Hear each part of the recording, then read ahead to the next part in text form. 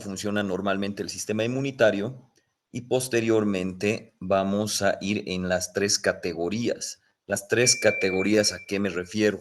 De cómo funciona el sistema inmunitario de una manera anormal, y esa es de la siguiente forma: o exagera, esa es la categoría de hipersensibilidades, o lo contrario es las inmunodeficiencias, y como tercera categoría no es ni que exagera ni que está deficiente, sino que no podemos reconocer a nuestros propios antígenos, y de eso se trata las enfermedades autoinmunes. Habíamos dicho que si entendemos de manera genérica la patogenia de cada una de estas categorías y después deducimos la signosintomatología, va a ser mucho más fácil también deducir el tratamiento y entender a estas enfermedades no de una manera enciclopédica y memorística, sino más concreta. Y después simplemente vamos a tener que mencionar las enfermedades una por una y ver a qué categoría pertenece. Si tú entiendes paso a paso cómo funciona el mecanismo de lesión, sus síntomas y signos y el tratamiento, va a ser mucho más fácil entender esto. El libro que vamos a ver, ya es obvio, es de patología estructural y funcional de Robbins. También deben de saber, y a ver, me hacen recuerdo que se les dé el link del Drive, más que todo de los libros. Hay un libro que es de preguntas y respuestas del Robbins. También existe el compendio, no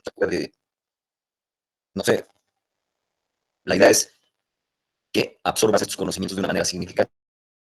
¿Qué quiere decir esto? Que los puedas aplicar en un contexto real, o sea, con un paciente real, y si lo puedes aplicar en un contexto con un paciente real, esto va a ser más difícil que se te olvide.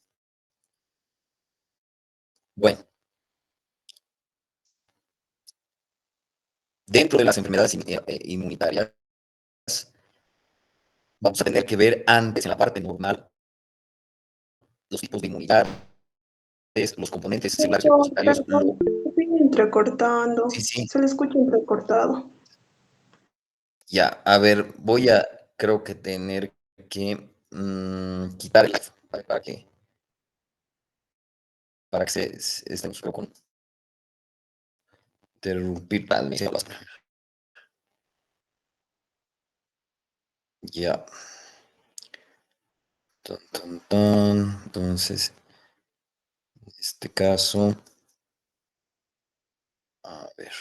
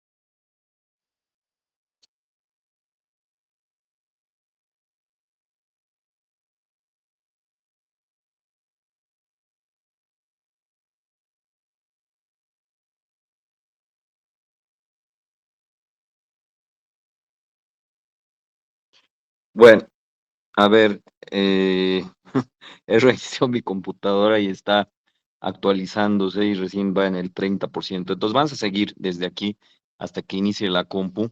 Va a disculpar las dificultades técnicas, pero estoy en una nueva computadora. Creo que mi antigüita es la que jala mejor, en realidad. Se me está escuchando todo bien, ¿no? Sí, doctor. Y ahora sí, yo Sí, creo sin doctor. interrupciones. Bueno, entonces lo que vamos a entender es un conflicto cognitivo en la parte del sistema inmunitario normal que existe muy frecuentemente. No solo uno, son varios, pero ¿a qué me refiero con conflictos cognitivos? A situaciones donde, por ejemplo, tú entiendes de una forma, supuestamente un concepto, después te pregunto de otra forma o te pregunto otro concepto y me dices lo mismo y se conflictúan. Un ejemplo que hemos visto claro, conciso y preciso al respecto con mis estudiantes de práctica es, les he preguntado, ¿qué es la hiperplasia? A ver, alguien puede definirme así de una manera facilita qué es la hiperplasia, pero que no sea mi estudiante de preferencia en la parte práctica. A ver, alguien tiene, a ver, motivación extrínseca por una pregunta que se la voy a dar a él nomás del examen tercer parcial. Doctor, Jessica, sí, dime. la hiperplasia es el aumento en el número de células en un Ya, tejido. Jessica, en un cáncer, en una neoplasia, ¿hay aumento de número de células?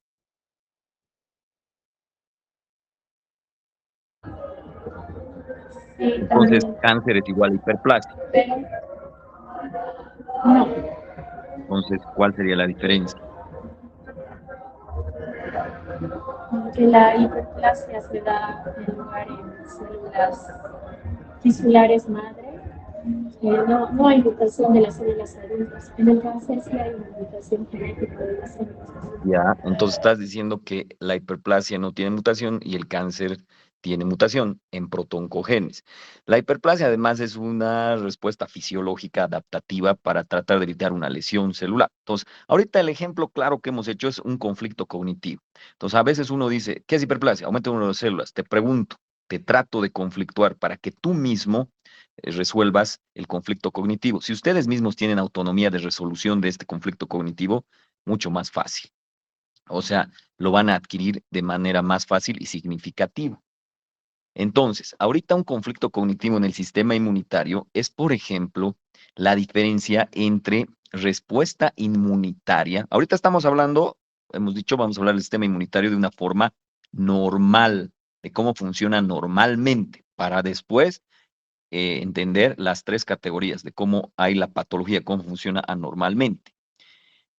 A ver, entonces, un conflicto cognitivo tradicional es, ¿cuál es la diferencia entre una respuesta inmunitaria y una respuesta inflamatoria? De hecho, ustedes ya han visto, ¿cómo se dice? Conceptos y capítulo de inflamación, ¿no ven? Entonces, ¿quién me dice cuál es la diferencia entre una respuesta inflamatoria y una respuesta inmunitaria?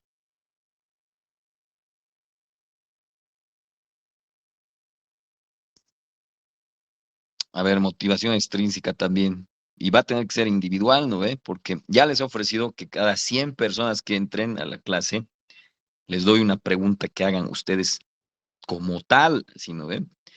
Y ya hemos hecho cálculos. Si entran 100 personas por, digamos, cada sesión, eh, y ahí tenemos dos clases por semana, tendrían dos preguntas. Y si tenemos en teoría 10 semanas o 12 semanas, creo, entonces ya tendrían 24, ¿no? Si le duplican, ya tendrían las 50 preguntas, o sea, el 100% del examen. Bueno, a ver, ¿cuál será la diferencia fundamental entre una respuesta inmunitaria y una respuesta inflamatoria? A ver, Alfonso, ¿qué dices? La respuesta inflamatoria siempre es inespecífica y local, en cambio la inmunitaria Y, tiene más especificidad.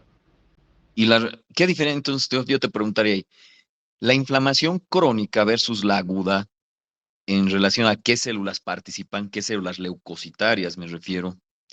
¿Cuál es la diferencia? ¿Quiénes participan en la inflamación aguda y quiénes participan en la inflamación crónica? ¿Qué leucocitos? En la aguda serían los polimorfonucleares, principalmente neutrófilos, y en la crónica son más mononucleares, como los macrófagos y los linfocitos. Ya. ¿Tú crees que un linfocito, ya sea T o B, excluyendo a los NKs, va a tener una respuesta inespecífica o va a tener una respuesta específica? Un linfocito B o T. Específica. Y entonces, lo de la respuesta inmunitaria versus la inflamatoria, ¿qué pensarías? ¿Será correcta tu apreciación de la diferencia entre una respuesta inmunitaria y una respuesta inflamatoria? ¿Cómo es, Maribel? ¿Qué dices? Eh, Tal vez una diferencia que podría encontrar entre la respuesta inflamatoria y la respuesta inmunitaria es en el tipo bueno, en la forma en la que abarca. La respuesta inmunitaria abarca todo el cuerpo, van directo a una enfermedad, pero la reacción inflamatoria es local, actúa sobre un determinado espacio del cuerpo, digamos. Pero no hay respuestas inflamatorias sistémicas. Lo que tememos, además, cuando hay una respuesta inflamatoria sistémica, a veces eh, hay algo que es que realmente, porque la inflamación es esencialmente protectora, pero es potencialmente lesiva. A veces por eso paramos en seco la inflamación, porque la inflamación, a pesar de que te protege, te puede matar. Entonces, este es un conflicto cognitivo bien usual, digamos, y que es bien común que se dé.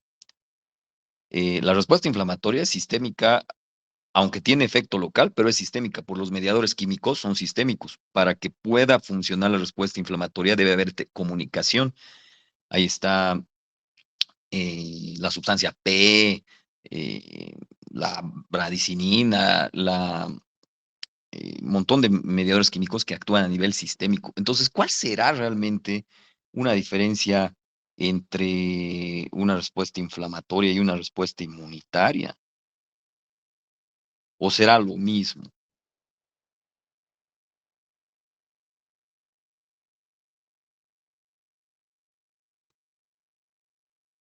¿Cómo es?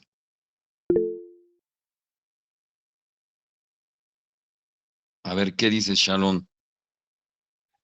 Ya, la respuesta inflamatoria va a ser un proceso que va a necesitar vasos sanguíneos, va a ser vascularizado y cuyo objetivo va a ser eliminar lo que son agentes lesivos en- para poder reparar lo que son los tejidos, mientras que la respuesta inmunitaria va a ser una respuesta coordinada del sistema frente a lo que son sustancias extrañas, que son los antígenos.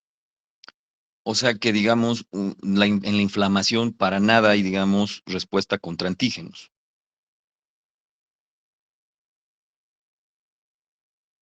¿Cuál es la función de la inflamación? ¿Para qué sirve? ¿Qué objetivo tiene la inflamación? Proteger el cuerpo, Ya, ¿y cuál es la función del sistema inmunitario? también proteger el cuerpo. Y entonces, ¿y ahora qué hacemos? ¿Será lo mismo? ¿Cómo es?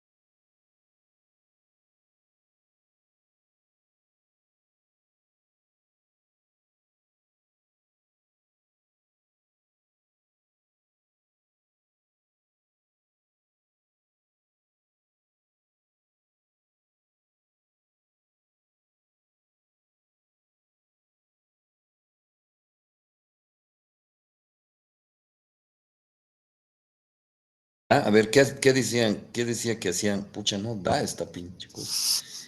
¿Qué decía que hacen una...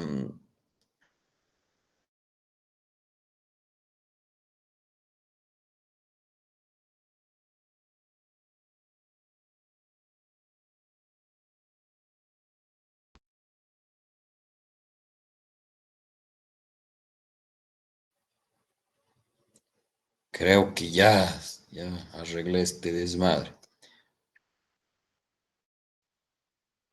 A ver.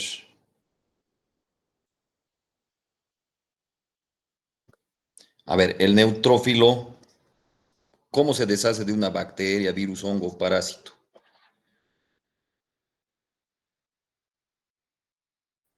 Va a digerir, doctor. Ya lo va a lo va a destruir, lo va a fagocitar.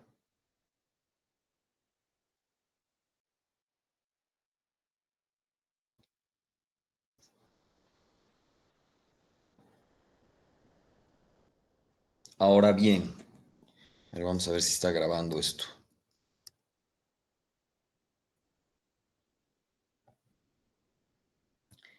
¿Cómo nos defiende el sistema inmunitario en todo caso, entonces?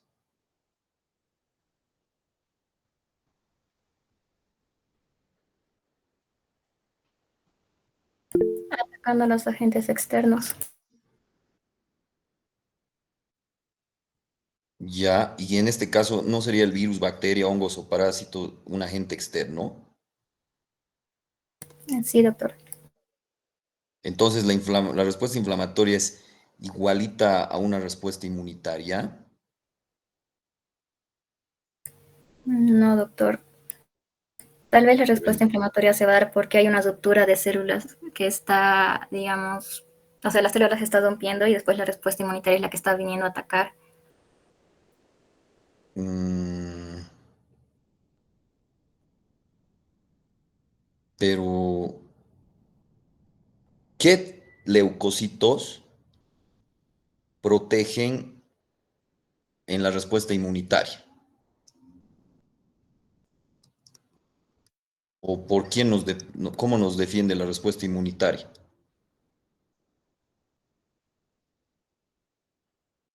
En la Participando. inmunitaria serían principalmente los linfocitos T y B con sus diferentes tipos. O sea que, digamos, no participa ningún neutrófilo ni ningún macrófago en la respuesta inmunitaria. Eso estaríamos concluyendo. ¿Cómo es? Participan los dos. Y entonces, ¿cómo es este conflicto cognitivo que va a estar en el examen teórico? No de esta forma, sino en una manera de aplicación, de una manera de aplicación clínica. ¿Se está viendo la presentación ahora? ¿Sí? Sí, doctor. Ya, listo, por fin, carambas. Bueno, esto lo vamos a dejar como la pregunta que dejamos, ¿no? De la diabetes tipo 1, si es una enfermedad inmunitaria, si es una hipersensibilidad, si son las dos, qué chingados es. Y el entender esto no es solo por filosofar, digamos, ¿no? Es porque tiene una aplicación práctica, digamos, ¿no? Entonces, dentro del sistema inmunitario normal tenemos que entender también otros conflictos cognitivos como los tipos de inmunidades, los componentes leucocitarios y no leucocitarios, porque muchas veces uno piensa que solo participan células blancas o leucocitos en el sistema inmunitario y eso es falso. También los componentes moleculares, ¿a qué se refiere eso? Las interacciones con otros sistemas. El sistema inmunitario puede activar al proceso de reparación y también puede activar al proceso de coagulación. Vamos a ver eso. Vamos a ver el origen de las células leucocitarias, porque esto tiene una aplicación práctica en medicina. Es decir, que al copiarnos el sistema inmunitario, cómo funciona, nosotros hemos desarrollado lo que se llama IHQ, que es la inmunohistoquímica, que lo vamos a aplicar en el capítulo siguiente, que es de neoplasias, para diagnóstico, para pronóstico, para tratamiento como blanco molecular. Cuando hablamos de remedar a los leucocitos, me refiero en especial al linfocito B, que se convierte en una célula plasmática y que produce inmunoglobulinas o anticuerpos. Cuando hablo de eso, me refiero a que hay cánceres que potencialmente son curables, por eso es tan importante. Y esto no es solo interesante ni pensar lo que están haciendo en Estados Unidos, un grupo de investigación, etcétera, etcétera, sino que lo tenemos aquí. El Gastro, el Instituto Gastroenterológico Boliviano-Japonés, con su laboratorio de anatomía patológica, tiene todo el laboratorio equipado de primera, de punta, para hacer esto. Vamos a ver, esto tiene que ver entonces con el origen y el inmunofenotipo de las células leucocitarias y de las células no leucocitarias. Todos estos tres tienen esa significancia al final. En histología seguramente seguramente incluso se han equivocado y cuando querían que se equivoquen en una materia o que se aplacen, les preguntaban el pie de página de un recuadro o las letras pequeñas. Seguramente que les han preguntado el C de tantos que marca, la colágeno tipo 4 qué chingados, la tipo 2, etcétera. Y es como que toda esta información es muy amplia y además sin motivo, parece, no tiene significancia, parece abstracta.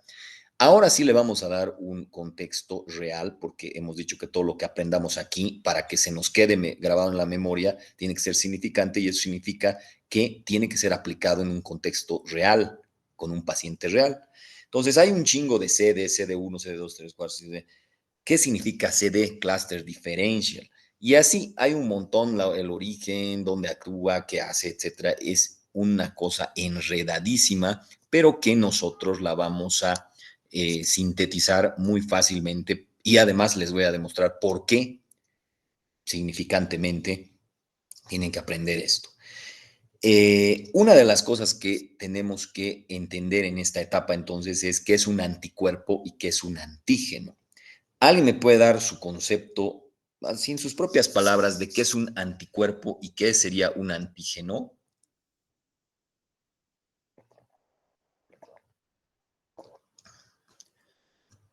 ¿O hacemos El motivación extrínseca? anticuerpo, Sí, dime. el anticuerpo forma parte del sistema inmune, mientras que el antígeno es alguien que nos produce algún tipo de reacción. Sí, ese es el clásico equívoco de un conflicto cognitivo. Que el pensar que un anticuerpo es algo de afuera, algo extraño, o un antígeno, perdón, es algo malo, es algo de afuera, es algo externo, es algo que me produce enfermedad, y pensar que un anticuerpo es algo bueno, es algo interno, es algo que son los buenos de la película, hace equivocarnos terriblemente. Como bueno, yo me he tonteado al intentar conectar todas las cosas una vez más y creo que esta computadora no soporta por la memoria RAM todas esas cosas. Entonces lo vamos a dejar. Un conflicto cognitivo que estamos dejando otra vez y que ya dejamos antes es qué diferencia hay entre una respuesta inflamatoria y una respuesta inmunitaria. Anteriormente, la diabetes tipo 1, ¿a qué categoría entra? A la categoría de hipersensibilidades, inmunodeficiencias, autoinmunes. Y ahorita estamos dejando otro conflicto cognitivo. ¿Qué es un anticuerpo y qué es un antígeno realmente? Y para ponernos en contexto, para poner en conflicto cognitivo, vamos a poner el caso del PSA. ¿Alguien sabe qué es el PSA como prueba de laboratorio? ¿Para qué sirve? ¿A quiénes le sacamos? ¿Qué importancia tiene? El antígeno prostático, doctor. Sí, el PSA, ¿no? Prostatic Specific Antigen, ¿no ve? O sea, en inglés, ¿no ve? El antígeno específico prostático, ¿para qué se saca? O sea, te sacan sangre y te dan un valor, ¿no? Pero ¿para qué le pedirías a un paciente, digamos, ¿no? A partir de los 40 años, ¿para qué le pides el PSA? Para hiperplasia prostática. O sea, si tienes PSA, tienes hiperplasia prostática, ¿o cómo será? Para ver si está elevado. Ya, si está elevado, podría tratarse de que tu próstata está grandota y como la próstata genera secreción prostática normal, natural, fisiológica, si está elevado, podría ser que tengas hiperplasia prostática. Pero si no está elevado, o sea, si yo me saco ahorita sangre, ¿tendría que ser cero mi antígeno específico prostático o es algo normal, que en un laboratorio normal me va a salir con un determinado valor? ¿Cómo será el PSA? Va a salir con un Es, determinado valor. Exacto. Pero ¿y qué se llama? Antígeno específico prostático. ¿Y qué me han dicho que era un antígeno? Algo externo, algo que produce enfermedad y demás. Entonces, ¿sería coherente en este caso eso? No, doctor. Desde mi definición, tal vez como desde la etimología antígeno, que sería Ajá. anti, y el geno, que sería génesis, es decir, generador de un anticuerpo. Sería más que todo una secuencial, que el antígeno va a producir el anticuerpo. Ya más o menos va por ahí la cosa. Entonces vayan pensando, a ver, si el PSA es una secreción normal, pero dice antígeno específico prostático, ¿por qué le llamo antígeno específico prostático?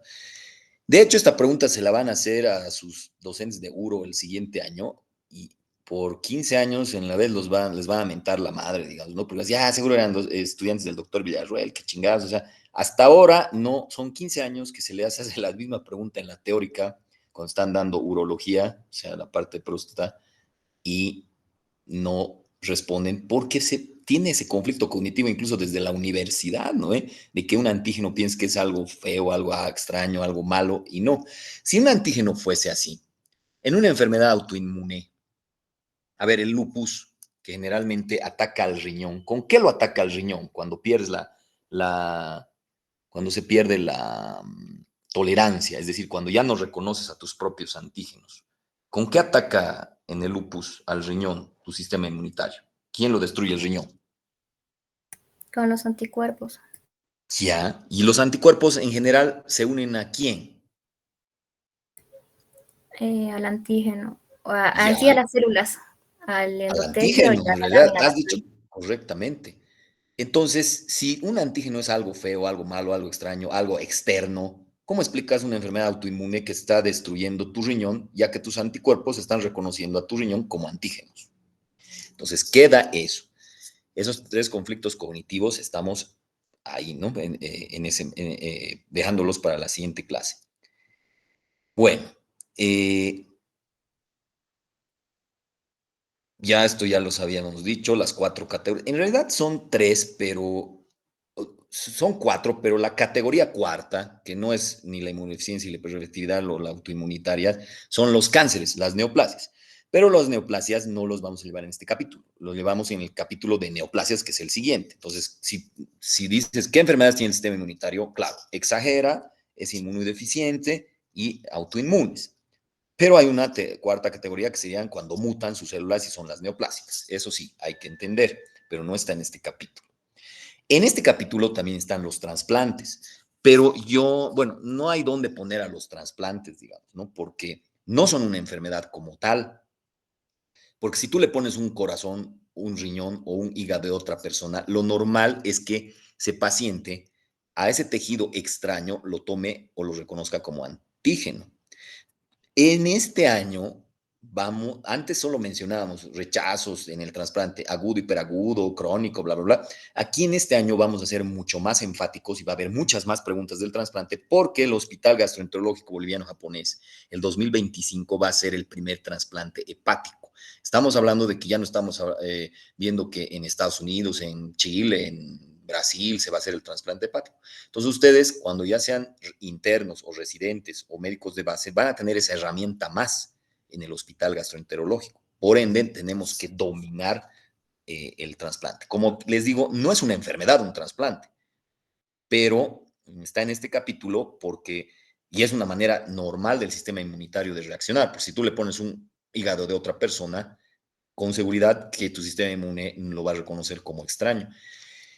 Tratamos de que el HLA sea lo más, o sea, que sea más compatible para que no haya tanta reacción, pero de todas maneras, a no ser que sea un gemelo monocigótico monocoriónico, no jala.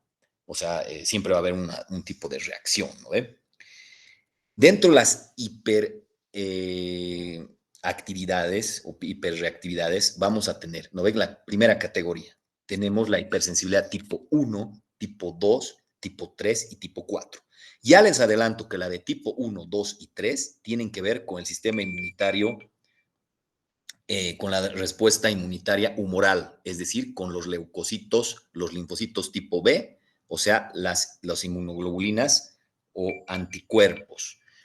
Y que la hipersensibilidad tipo 4, la última, es la única que depende de la inmunidad de tipo celular, o sea, de la inmunidad de tipo que participan los leucocitos T.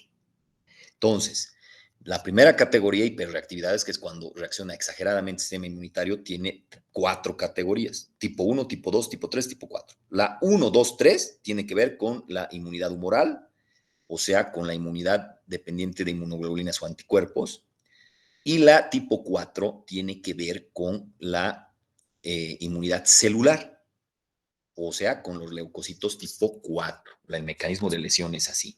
Queda otro conflicto cognitivo aquí, un cuarto o quinto, que es cuántos tipos de respuesta inmunitaria hay.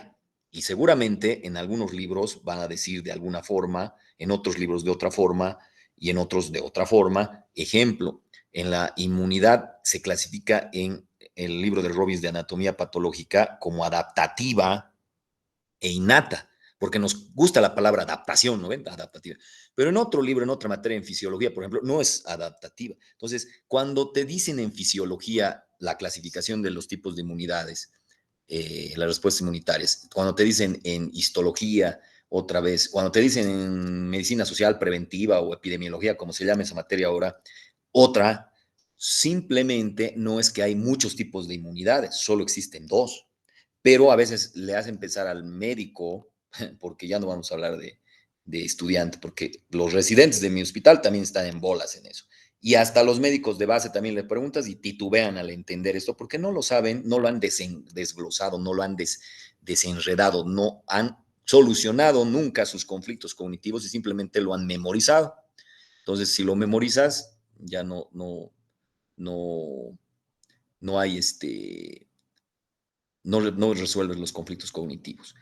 Entonces, de esa forma, nosotros vamos a entender que hay solo 2 tipos de inmunidades. Pero la siguiente clase me va a decir el conflicto cognitivo de por qué en un libro dice, pareciera que tiene otra clasificación u otras clasificaciones, en otro libro dice otra. Por ejemplo, adquirida, por ejemplo, pasiva, por ejemplo, activa, por ejemplo, natural, por ejemplo, secundaria, por ejemplo, específica, por ejemplo, congénita, por ejemplo, genética. Son todas las palabras que podrían estar y que parecían que son un chingo de clasificaciones de respuestas inmunitarias.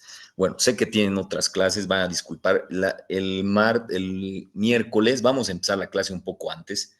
Voy a intentar llegar a mi casa, o si no, desde el hospital, que es más potente mi computadora de allá, para que no tengamos dificultades de conectarnos, de que se lentee o de que no pueda hacer lo que estoy queriendo hacer, que es dar un meet y además a la vez dar un live para que se quede ahí grabado en YouTube. Creo que YouTube es más versátil esa plataforma. Voy a intentar, creo, ahí en vez de Facebook, porque esta vez se ha lentejeado, no daba la cámara y un montón de problemas. ¿Alguna pregunta, duda, observación? Doctor, el día miércoles, como es feriado, no vamos a pasar clases, ¿no? ¿O quieres reponer o algo? Sí, repondremos, por favor. Bueno, a ver, no, creo que tengo que ir a ese pinche desfile de teatro. Les voy a confirmar porque me acaba de mandar un instructivo el gobernador y tal vez voy a tener que ir al pinche. ¿El miércoles es de TEAS? No sé qué día es de TEAS. Creo que sí, doctor. Ya no, entonces no, porque voy a estar ahí, entonces voy a estar pendiente de eso y me va a poner nervioso. No, entonces la siguiente clase, pero voy a empezar media hora antes la clase, o si se puede 1 hora antes, ¿ya? Por favor, doctor, es que después de eso tenemos TQ. Ya, meta, listo. Entonces, ahora sí que voy a probar ahorita todo lo que tenga que probar y no en el momento para tenerlo pronto, ¿ya? Bueno, creo que alguien más tenía alguna duda, no sé, levantó la mano. Era yo, doctor, pero era la misma duda. Ya, perfecto. Entonces nos vemos en la siguiente clase, chicos. Chao, chao. Hasta luego, doctor. Chao, chao, nos vemos.